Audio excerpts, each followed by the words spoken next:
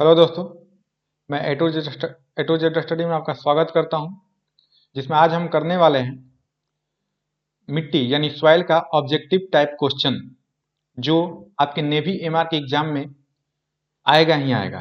ठीक है, तो चलिए शुरू करते हैं। देखिए, हमने क्या पढ़ा था। जो हमारा चैप्टर था वो हमने पूरी तरह से खत्म कर दिया है।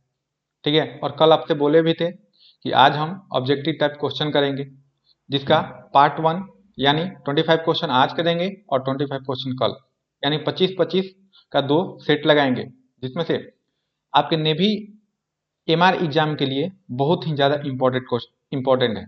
ठीक है, तो चलिए आज हम शुरू करते हैं। सबसे पहला है, how many part of the inner structure of the earth have been divided, यानी पृथ्वी की आंतरिक संरचना को कितने भागों में बांटा गया है। तो जिसमें हम ये क्वेश्चन हम पढ़ चुके हैं, जिसका आंसर होगा पृथ्वी के आंतरिक संरचना को हम कितने भागों में बांटे हैं। तो देखिए, यहां पे इसे 3 भागों में बांटा गया है। ठीक है, पृथ्वी की आंतरिक संरचना को मुख्य रूप से 3 भागों में बांटा गया है। इसको हमने पहले चैप्टर में यानी पहला टॉपिक में ही पढ़ा था। ठीक है, तो चलिए आगे हम शुरू करते हैं। Question number 2। ठीक है, what is the middle level of the earth call it, यानी पृथ्वी के मध्य स्तर को हम क्या कहते हैं। ठीक है, आपका ऑप्शन है भूपर्पट्टी यानी क्रस्ट, और दूसरा है मेंटल यानी, और तीसरा है हमारा कोर यानी कोर। ठीक है, यहां पे कोर होगा, गलत टाइप हो गया है, क्रोड। ठीक है, या इनमें से सभी, तो आप आंसर दीजिए। ये हमारा आंसर होगा इसका, पृथ्वी के मध्य स्तर को हम मेंटल कहते हैं। ठीक है, तो हमारा सही आंसर होगा बी। ठीक, अब आगे चलते हैं। Question number 3, what is the upper part of the earth call it, यानी पृथ्वी के ऊपरी भाग को क्या कहते हैं। यह भी हमने पढ़ चुका है ना। इसमें भी सेम वही ऑप्शन है, यानी भूपर्पट्टी, मेंटल और क्रोड। ठीक है, तो आपका इसमें आंसर क्या हो सकता है। अगर आपने पढ़ा होगा तो आप आसानी से बता सकते हैं, अगर नहीं पढ़ा है तो हमारा वीडियो जो है प्लेलिस्ट में उपलब्ध है, और जाकर के तीनों पार्ट देख सकते हैं। ठीक है, तो इसका आंसर होगा,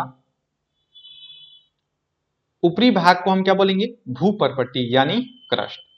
ठीक है, अगर कोई दिक्कत है तो कमेंट सेक्शन में आकर के आप पूछ सकते हैं। ठीक है, तो चलिए आगे हम फिर अपने क्वेश्चन की तरफ चलते हैं। हमारा अगला क्वेश्चन है, what is the thickness of the crust, यानी भूपर्पट्टी की मोटाई कितनी है। ठीक है, तो भूपर्पट्टी की जो मोटाई है वो आपका दिया हुआ है। फर्स्ट ऑप्शन है 4 से 32 किलोमीटर, और बी ऑप्शन है 8 से कितना दिया है, 8 टू 38 किलोमीटर, और सी ऑप्शन है 8 टू 14 किलोमीटर।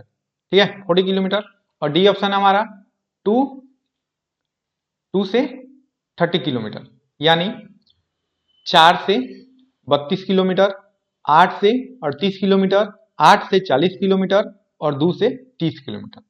ये आप लोग जानते होंगे और हमने बताया भी है, जिसका आंसर होगा ऑप्शन नंबर सी, है ना, यानी 8 से 40 किलोमीटर। भूपर्पट्टी की मोटाई जो है हमने बताया है 8 से 40 किलोमीटर तक मानी जाती है। ठीक है, अब आगे चलते हैं। अगला क्वेश्चन यानी question number 5, how much inorganic element inorganic element is the present in the soil, यानी मिट्टी में अकार्बनिक तत्व कितना उपस्थित, मतलब कितने प्रतिशत उपस्थित रहते हैं। तो ये भी आपने पढ़ चुका है और आप बता सकते हैं, है ना। ऑप्शन है हमारा ए 5%, यानी ये 5%, और दूसरा है बी 30% और सी है 45% और डी है 50%। तो इसमें से हमारा आंसर क्या होगा आप बताइए। इनऑर्गेनिक यानी अकार्बनिक तत्व की मात्रा कितनी होती है? ठीक है, तो अकार्बनिक तत्व की मात्रा होती है हमारा कितना होगा 45%, है ना, 45%। इनऑर्गेनिक और ऑर्गेनिक का क्या बताए थे हम? कार्बनिक का, कार्बनिक तत्व कितना पाया जाता है? यानी organic, organic element, organic element जो पाया जाता है वो हमारा कितना है 5%। ये हमने आपको बता दिया है। तो चलिए आगे फिर शुरू करते हैं। एक क्वेश्चन और आया, और आ गया। देखिए इसमें से ही क्वेश्चन आएगा, इससे बाहर क्वेश्चन नहीं आता है। ठीक है, चलिए आगे चलते हैं। हमारा 6 नंबर क्वेश्चन है, where is the headquarter of Indian agriculture research council? यानी भारतीय कृषि अनुसंधान का मुख्यालय कहाँ है? भारतीय कृषि अनुसंधान परिषद का मुख्यालय जो है कहाँ है, ये भी हमने आपको बता दिया है। तो क्या है ऑप्शन है हमारा ए में कोलकाता और बी में है मुंबई और सी में है दिल्ली और डी में पटना। तो आप बताइए इसका आंसर क्या होगा? ठीक है, तो इसका आंसर होगा सी, नंबर सी ऑप्शन, है ना, जिसका हेडक्वार्टर कहाँ है दिल्ली में, है ना। भारतीय कृषि अनुसंधान परिषद का मुख्यालय जो है वह है हमारा दिल्ली में। ठीक है, तो आगे चलते हैं। अब एक क्वेश्चन और है, उसी ये भी बताए थे, भारतीय मृदा अनुसंधान परिषद, इसका मुख्यालय कहाँ है? इसका भी मुख्यालय जो है वो भी दिल्ली में ही है ना। ये दोनों क्वेश्चन हमने आपको साथ में करवाया था। ठीक, अब चलिए आगे मेन टॉपिक आ गया, मेन टॉपिक आ गया हमारा कि how is the Indian soil divided? यानी भारतीय मिट्टी को, भारतीय मिट्टी को कितने प्रकार में बांटा गया है, यानी कितने प्रकार से बांटा गया है। ठीक है, तो ऑप्शन है हमारा 9, बी में 2, 8 एंड 4, यानी 9, 2, 8 और 4 कितने भागों में बांटा गया है? भारतीय मिट्टी को कितने भागों में बांटा गया है? तो कितने भागों में बांटा गया है? तो 8 भागों में, यानी 8 भागों में भारतीय मिट्टी को बांटा गया है। ठीक है, ये हमने पढ़ लिया है। और जो एक बात और बताया था हमने, इसमें भारतीय मिट्टी जो है इसमें 8 भाग में तो बांट दिया गया है, लेकिन इसमें से जो मुख्य प्रमुख मिट्टियां हैं वो कितनी है 4। ठीक है, अब आगे चलते हैं हम। अगला क्वेश्चन है 9 नंबर कि what is the date of alluvial soil according to the area of India? ठीक है, भारत के क्षेत्रफल के अनुसार जलोढ़ मिट्टी का विस्तार कितना प्रतिशत है ना। तो कितना है आप बताइए। ऑप्शन है हमारा ए 50%, सी है 30% और डी है 45%, सी है और डी है हमारा 43%। इनमें से कौन सा आंसर होगा? इनमें से आंसर होगा हमारा 43%, यानी 43% भूभाग, भारत के 43% भूभाग पे जलोढ़ मिट्टी का विस्तार पाया जाता है ना। भारत के 43% भूभाग पे जलोढ़ मिट्टी का विस्तार पाया जाता है। तो चलिए आगे आगे चलते हैं। देखिए 10 नंबर क्वेश्चन क्या है, what is the another name of alluvial soil? यानी जलोढ़ मिट्टी का दूसरा नाम क्या है? ये आप लोग अच्छे तरीके से जानते होंगे और हमने अच्छे से बताया भी है ना। तो पहला है ए नंबर ऑप्शन में ब्लैक सॉइल यानी काली मिट्टी, बी है येलो मिट्टी यानी पीली मिट्टी और सी नंबर है एलुवियन सॉइल यानी कच्छारी मिट्टी, है ना। और डी में है ग्रीन सॉइल यानी हरा मिट्टी। तो आप ये तो स्पष्ट रूप से देखने से ही आपको दिखाई दे रहा है कि जलोढ़ मिट्टी का दूसरा नाम क्या हो सकता है ना।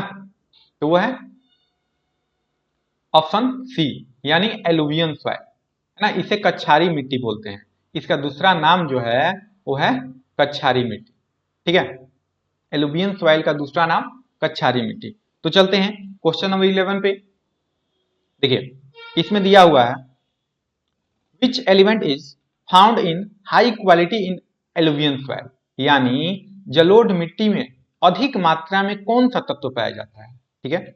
विच element is found in high quality in alluvial soil, कि जलोढ़ मिट्टी में अधिक मात्रा में कौन सा तत्व पाया जाता है, ये तो हमने आपको बताया है। और जब हम पढ़ रहे थे जलोढ़ मिट्टी में, उसी में बताया गया है कि इसमें कौन कौन सी तत्व की प्रचुरता होती है, ठीक है। तो चलते हैं ऑप्शन की तरफ। ऑप्शन है हमारा आयरन एंड लेड यानी लोहा और सीसा। Option number B iron and phosphorus, लोहा और फास्फोरस। और ऑप्शन नंबर सी है चूना एंड पोटास, ठीक है। और ऑप्शन नंबर डी है चूना एंड स्टोन यानी चूना और पत्थर। तो क्या पाया जाता है आप बता सकते हैं, है ना। ये हमने पढ़ लिया है कि जलोढ़ मिट्टी में अधिक मात्रा में कौन सा तत्व पाया जाता है, वो तो स्पष्ट है। यह है हमारा ऑप्शन नंबर सी होगा। क्या होगा ऑप्शन सी, यानी चूना और पोटास की मात्रा जो होती है जलोढ़ मिट्टी में अधिक मात्रा में पाई जाती है, ठीक है। कोई दिक्कत है तो आप कमेंट में आकर के पूछ सकते हैं। अब आगे चलते हैं क्वेश्चन नंबर 12 यानी question number 12। In how many part in the alluvial soil divided, यानी जलोढ़ मिट्टी को कितने भागों में बांटा गया है, यह भी बता दिया है, ठीक है।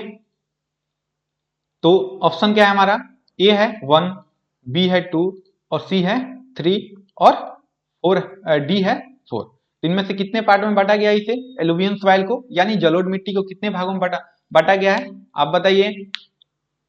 इसको बांटा गया है 2 भागों में, ठीक है। और कौन कौन सी मिट्टी है जिसे 2 भागों में बांटा गया है यह भी बता दिया है। यानी पहला मिट्टी जो है हमारा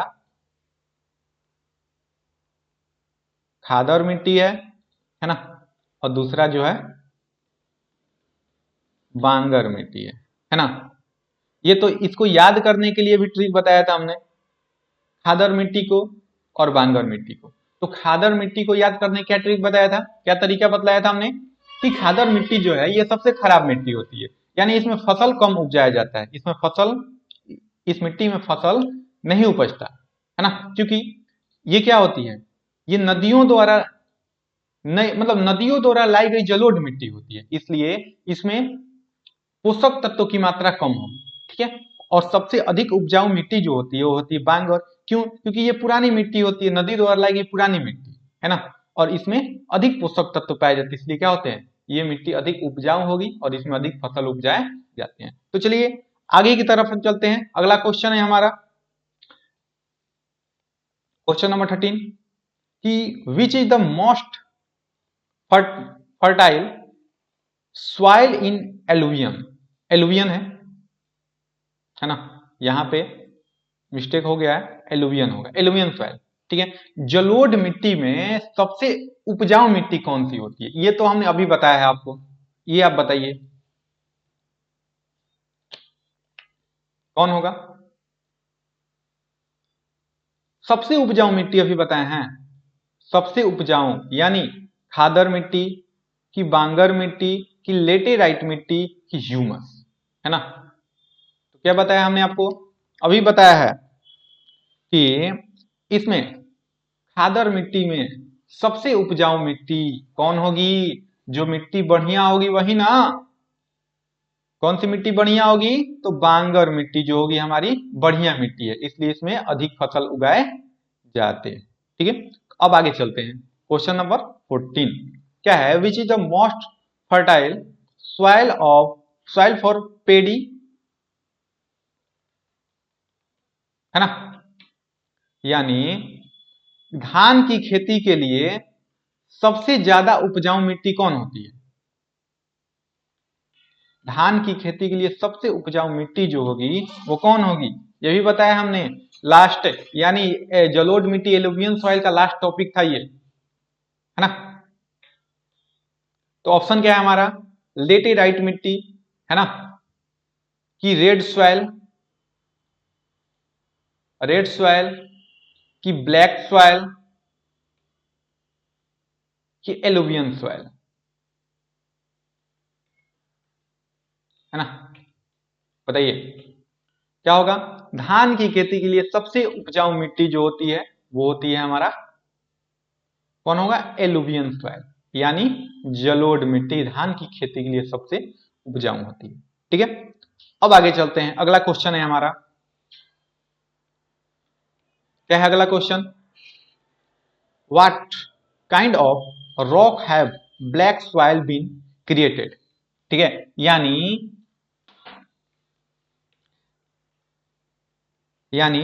काली मिट्टी का निर्माण किस प्रकार के चट्टान से होता है? ये तो आप बता सकते हैं। काली मिट्टी का निर्माण किस प्रकार के चट्टान से होता है? ऑप्शन क्या है हमारा? ए है आग्नेय चट्टान, बी नंबर में है असाधी चट्टान, और सी नंबर में है रवेदार चट्टान, और डी नंबर ऑप्शन है हमारा बेसाल्ट चट्टान। तो इसमें से क्या होगा आप बताइए।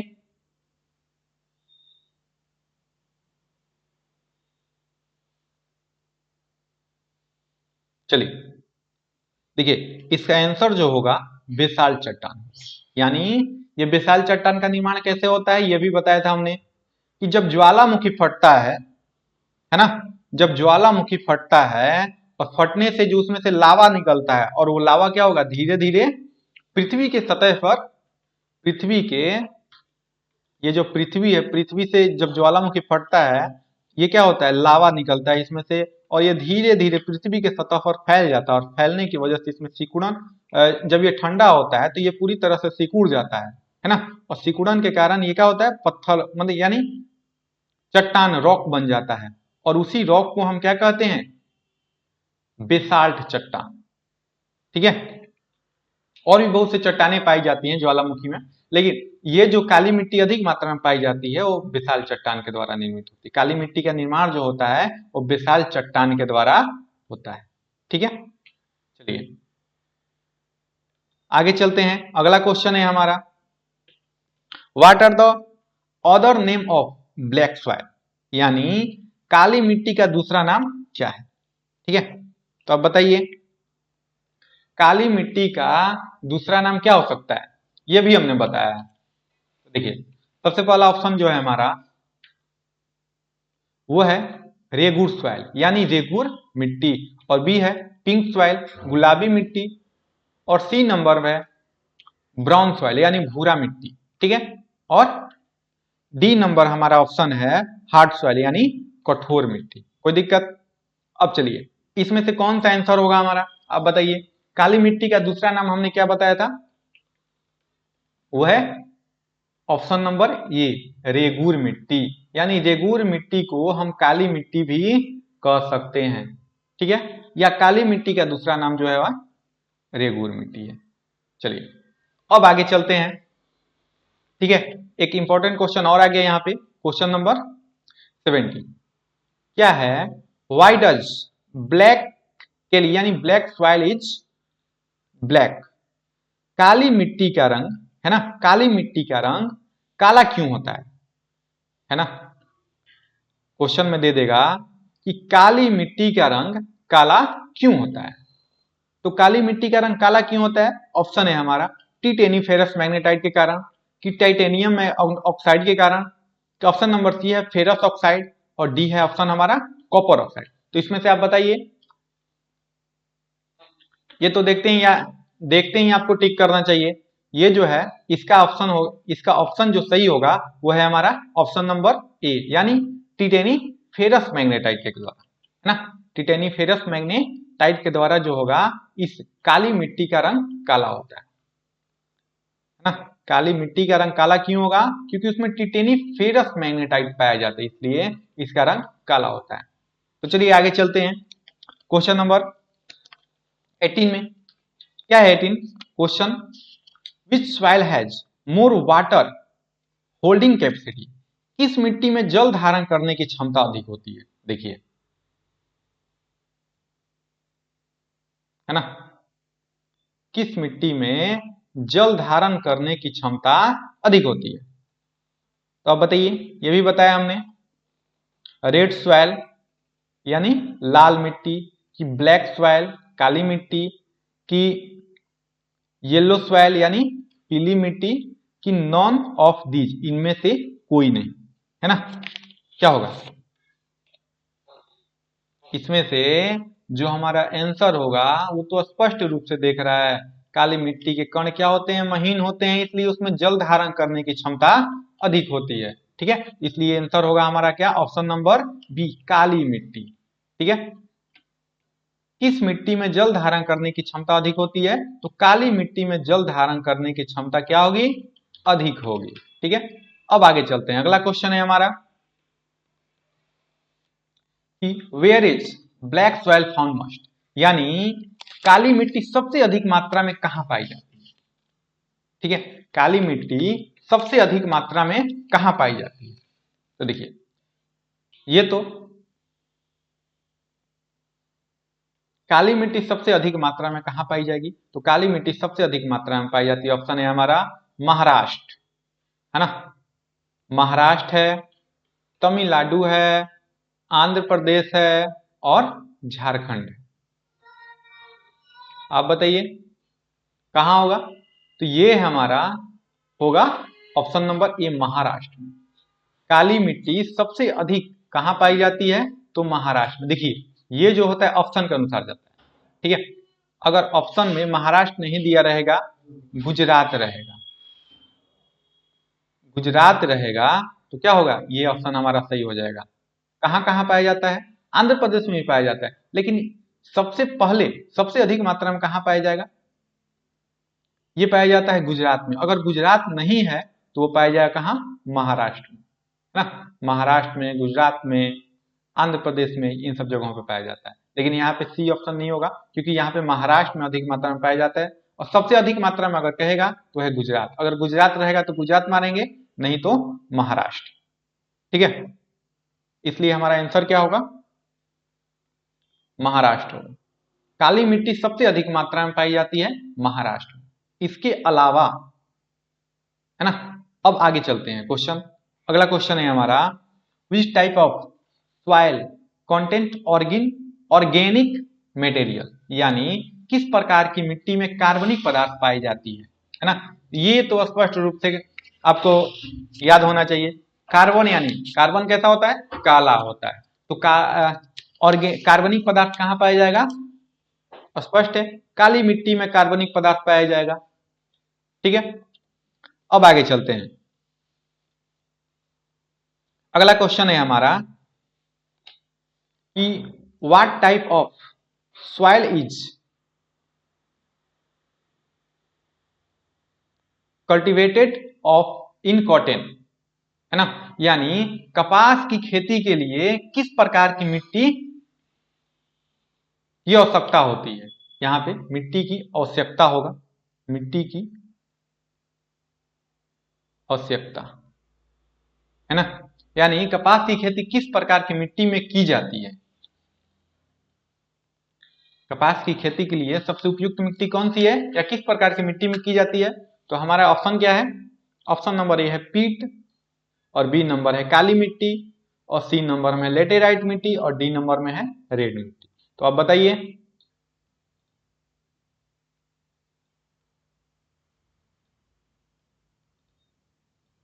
देखिए, कपास की खेती के लिए हम बता चुके हैं, कपास की खेती के लिए सबसे उपयुक्त मिट्टी जो मानी जाती है वो मानी जाती है कौन सी? काली मिट्टी, है ना? इसलिए हमारा आंसर कौन सा होगा? आंसर बी होगा, ऑप्शन नंबर बी, यानी काली मिट्टी। कपास की खेती के लिए सबसे उपयुक्त मिट्टी जो पाई जाती है, मानी जाती है, वो है काली मिट्टी। चलिए तो आगे चलते हैं, है ना? देखिए,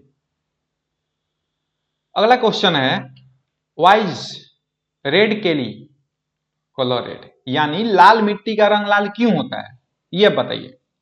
लाल मिट्टी का रंग लाल क्यों होगा, कौन से तत्व के कारण, उसमें कौन सा तत्व पाया जाता है जिसके कारण लाल मिट्टी का रंग लाल हो जाता है ना। तो देखिए पहला ऑप्शन क्या है हमारा, ऑक्साइड है, बी नंबर में है कार्बन डाइऑक्साइड और सी नंबर में है फेरिक ऑक्साइड और अमोनिया। इसमें कौन सा पाया जाएगा, किस तत्व के कारण, किसके कारण लाल मिट्टी का रंग लाल होता है। तो आप बताइए क्या होगा, ऑप्शन नंबर जो होगा हमारा वो होगा सी, यानी फेरिक ऑक्साइड की अधिकता के कारण इसमें क्या पाई जाती है, लाल मिट्टी का रंग लाल हो जाता है, यानी लोहा की मात्रा इसमें अधिक होती है ना। लोहा की मात्रा अधिक होगी इसलिए क्या हो जाएगा, इसमें लाल हो जाता है, यानी इसका ऑप्शन आंसर क्या होगा, सी फेरिक ऑक्साइड। फेरिक ऑक्साइड की उपस्थिति के कारण लाल मिट्टी का रंग लाल होता है, ठीक है, इसलिए इसका आंसर है सी। अब चलते हैं आगे, अगला question, by what order name is red के लिए नो, है ना। लाल मिट्टी का अन्य नाम क्या है, लाल मिट्टी का अन्य नाम क्या है।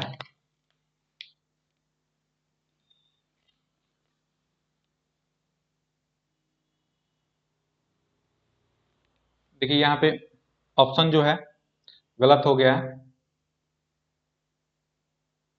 ये जो होगा लाल मिट्टी का दूसरा नाम, इसे पीला मिट्टी भी कहते हैं, ठीक है, लाल मिट्टी को हम पीला मिट्टी भी कहते हैं। ये जब पीडीएफ दिया जाएगा आपको तो उसमें सुधार करके दिया जाएगा, ठीक है, इसका टेंशन मत लीजिएगा। चलिए आगे चलते हैं, अगला क्वेश्चन, अगला क्वेश्चन है which are the following type of regional soil in India, यानी प्रायद्वीपीय भारत में क्षेत्रीय मिट्टी के निम्न प्रकार कौन कौन से हैं, है ना, कौन कौन से हैं। तो देखिए पहला ऑप्शन है हमारा पीट, दूसरा है काली मिट्टी और सी नंबर में है लेटेराइट और डी नंबर में है लाल और पीली मिट्टी। कौन सी पाई जाएगी आप बताइए। देखिए ये होगा ऑप्शन नंबर डी, यानी लाल और पीली मिट्टी। प्रायद्वीपीय भारत में किस, प्रायद्वीपीय भारत में क्षेत्रीय मिट्टी किस प्रकार की पाई जाती है, तो वो है लाल और पीली मिट्टी। देखिए एक बात और बता रहे हैं, अगर आपको ऑप्शन समझ में नहीं आ रहा है ना, ऑप्शन अगर समझ में नहीं आ रहा है, अगर उसका आंसर जो है किसी ऑप्शन का आंसर लंबा चौड़ा यानी लंबा दिखाई दे रहा है तो उसको टिक कर दीजिए ना, क्योंकि ज्यादातर क्वेश्चन वहीं से ही होता है। अब चलिए आगे चलते हैं, इसका आंसर क्या होगा हमारा, रेड एंड येलो सॉइल, यानी लाल और पीली मिट्टी।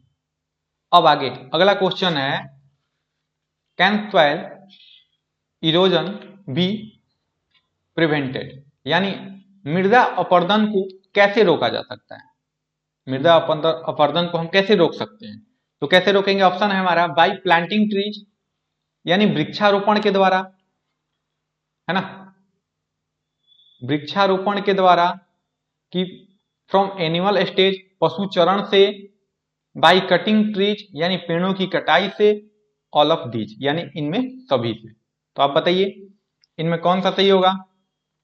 मृदा अपरदन को रोकने के लिए सबसे अधिक क्या लगाया जाता है, पेड़ लगाया जाता है, यानी मृदा अपरदन को रोका जा सकता है कैसे, बाई प्लांटिंग ट्री से, यानी वृक्षारोपण के द्वारा हम क्या करेंगे, मृदा अपरदन को रोक सकते हैं, ठीक है। आज के क्लास में बस इतना ही, और कल इसका पार्ट 2 हम पढ़ेंगे 26 से, यानी 26 से 50 तक क्वेश्चन करेंगे, जिसमें, है ना, अगर कोई दिक्कत होगा तो आप कमेंट करके पूछ सकते हैं, ठीक। आज के लिए बस इतना ही, बाय।